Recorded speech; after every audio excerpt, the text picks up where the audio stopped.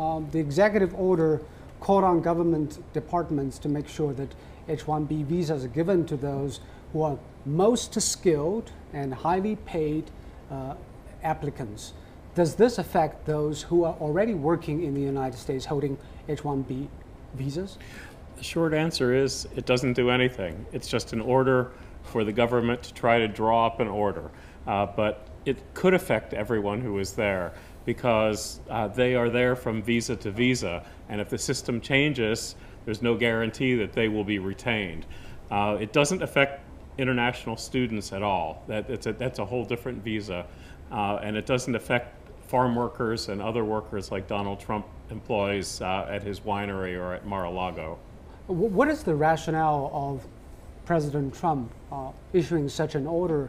It seems he wants to restrict talents coming to the United States. Well, if you put yourself in his mind, what he's trying to do is to stop certain companies across the country, but particularly in California, that have used lower cost young workers from India to replace American-born information technology specialists, IT specialists, as a cost-cutting measure. And he cited the Disney company as one during the campaign. However, at the same time, a lot of the tech industry, the Facebooks, the Googles, depend on high-skilled workers, PhDs, educated in the United States from abroad, because there are not enough Americans in some of these high-skilled, particularly engineering-type jobs and innovation jobs. Mr. Wang, what do you think of this administrative decree? You've been studying and working in the United States. What kind of impact it will have on those companies, especially relying on outsourcing tech talents from elsewhere in the world? Well, I think actually it does have send a very big psychological impact to the H-1B holders in the United States. I think it's going to affect both the H-1B holders and also a large number of employers, including those tech giants. We know that, for example, like Google's and Facebook, quite 20–30% of the staff are foreign, or non-immigrants or H-1B holders, and also like Microsoft, a company like that. And I remember Bill Gates used to testify in a Congress and say, that each H-1 visa holders that they granted or they got, it can generate the full American jobs. So I think what Donald Trump is doing this is trying to, fulfill his campaign promise. But in the long run, I think it's going to hurt United States as well, because then it's getting very expensive for a company to hire, and also it will scare away all those talents probably wants to stay in the United States, and potentially a lot of students wants to go to the United States. When they hear this news, they may abort their plan, and so this is going to have quite a long-term impact. Joed, do you share the same sentiment that this might not be a good thing for the United States, especially those high-tech companies in the West Coast? It's great to be with you, and yes, I do. The H-1B program is a winner for the American economy. It's a winner for innovation, for ensuring that the United States is open to the world. We attract tremendous talent to the U.S. to do work that has really become, in many ways, our tech sector has become the crown jewel of the American economy, and the H-1B program is one could argue, gasoline in that program's engine to keep it going. And it's concerning because right now the Trump administration, while it's true they've not put forward a policy specifically to deal with the program, they're calling for a study. This does send a killing signal to universities, to technology companies, to applicants about what the future may hold. And it fits into the broader theme of a general reluctance by the Trump administration to engage the world on economic issues. And I think that could really have a damaging impact on U.S. innovation. But it is in line with President Trump's Buy American, High American philosophy. Do you think this new policy may provide more jobs for American people rather than those living outside America? Well, that's been an argument that the Trump administration and then candidate Trump made but it's not at all clear. There's no empirical evidence showing that if these visas are removed, if these foreign-born technology workers leave their positions, and suddenly there's a flood of Americans that will come in and do these jobs. But what we do see from these foreign-born H-1B visa holders is that they are job creators. They are building oftentimes the next generation of software applications and technology companies that expand the economy. It's not an either or. There are significant reform opportunities in this program. Questions about numbers, questions about the types of companies that can apply, and those are legitimate policy issues that do need to be addressed. But the idea that the program is somehow denying Americans employment opportunities just isn't rooted in any real analysis. Maybe this is a good thing for India and China to turn inward, maybe to attract talents to their shores. Do you think that this might help elsewhere in the world? Well, I can see the argument made about India and keeping talent in India. I think for China, it's a different issue, and it's what our guest said about foreign students in the United States.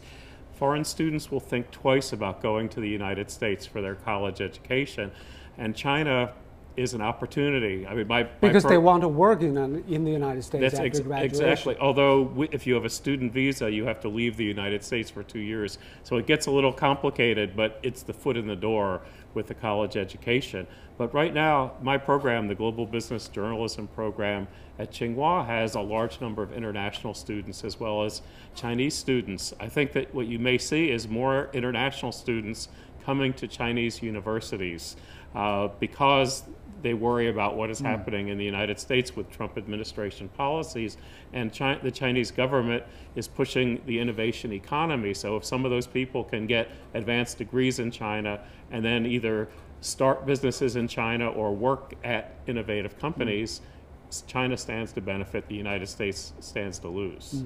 And another thing is that Mr. Trump has been saying the previous mechanisms is through a lottery system.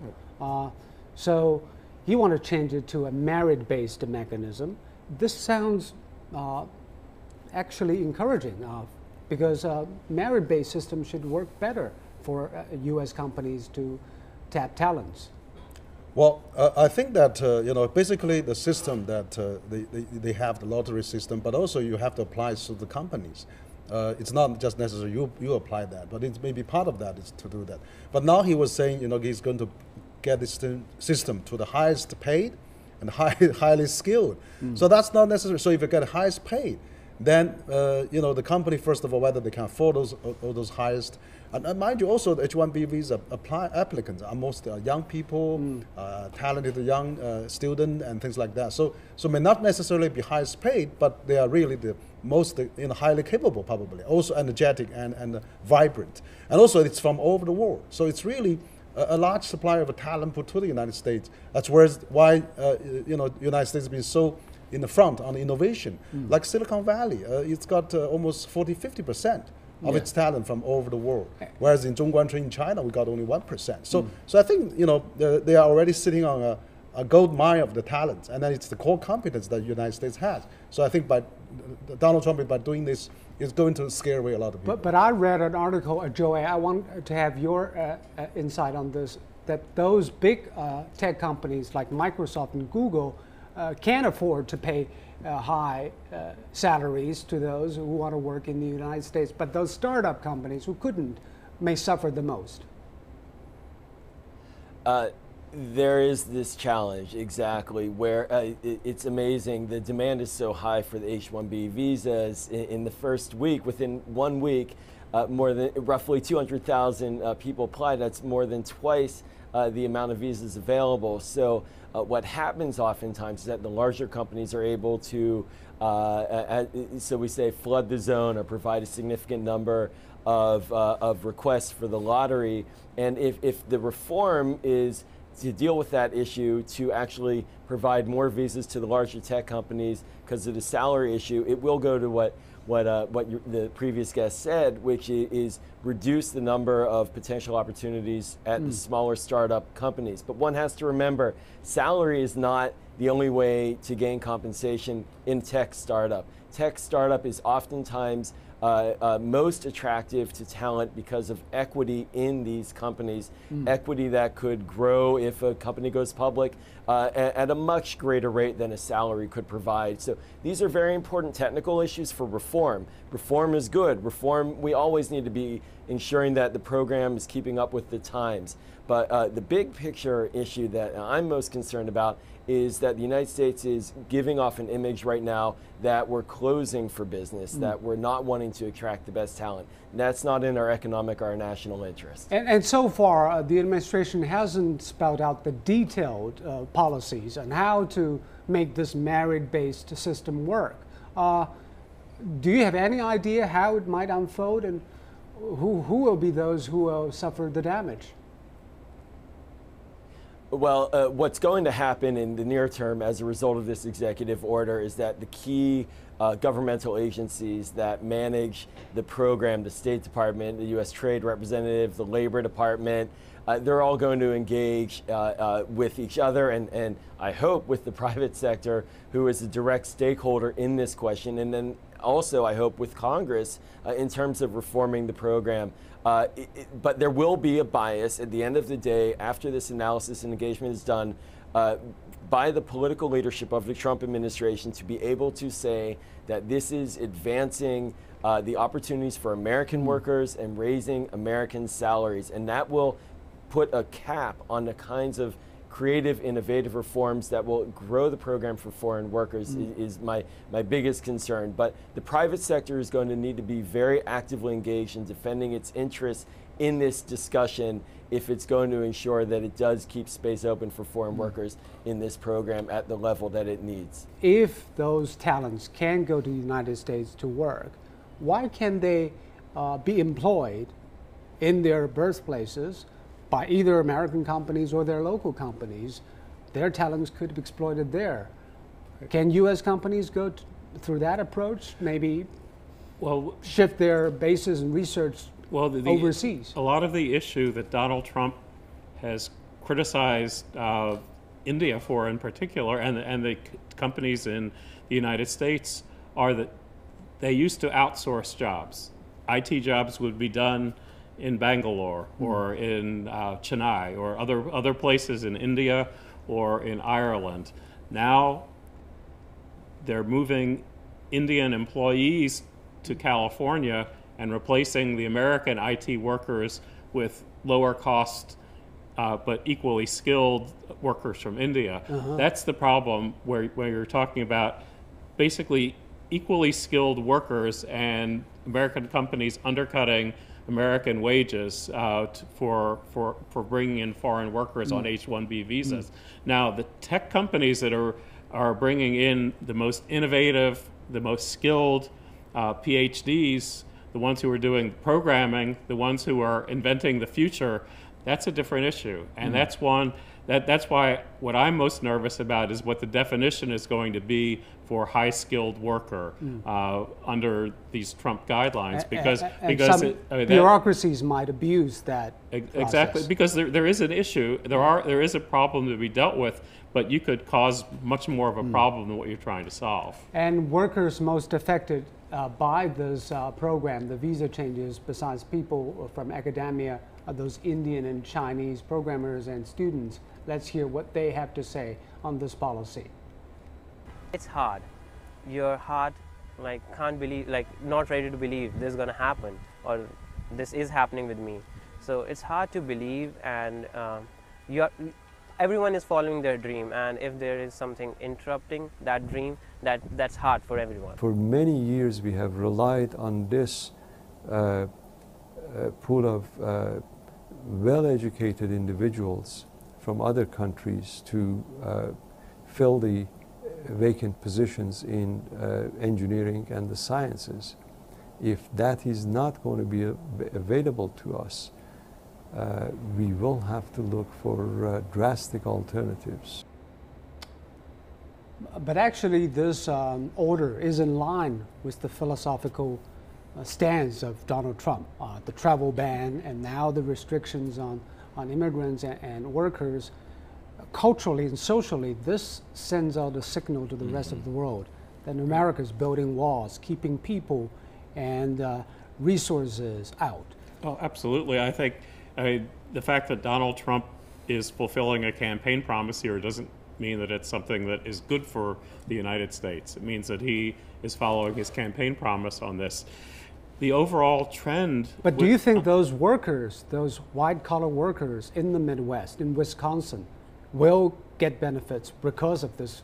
No, I think politically many of them will agree with him, but I don't think this means anything at all to a motorcycle worker in Kenosha, Wisconsin, or to a steel worker in Pittsburgh. I don't think that the H-1B visas will have any impact on those blue-collar workers, on the manufacturing workers. I think it's more the signal that it's sending to the world, and in combination with pulling out of the Trans-Pacific Partnership. And on contrast, do you think it might be a good chance for China to try to attract talents and brains from around the world? China obviously have eased its visa and green card policies for foreigners. Yeah, absolutely. I think that since the last 2 years, I think Chinese government has actually relaxed a lot of the requirement for getting the visas and green cards in China. I remember in 2008, when there was a financial crisis, I think China at that time launched the 1,000 talent program. So 9 years has been passed. Now with China has about 7,000 talent program come back. So this is actually again another opportunity because a lot of young people in the United States, a lot of Chinese students, a lot of foreign students there too. So it's good for China to attract some of those talent to come to China. For example, the Ministry of Education, the Ministry of Foreign Affairs and Human Resources just announced in February that foreign student, master's student now can come to work in China. And same is true for the students who are studying in China now. So this actually, it's time for China to upgrade and also learn the American practice. I think it's really working, which is that I think that is really good for China. I don't think this the talent restriction by Donald Trump is going to last very long. I'm sure the system will correct him like he's been corrected many times. Right, in that sense, it has become a battle of not only policies but ideas.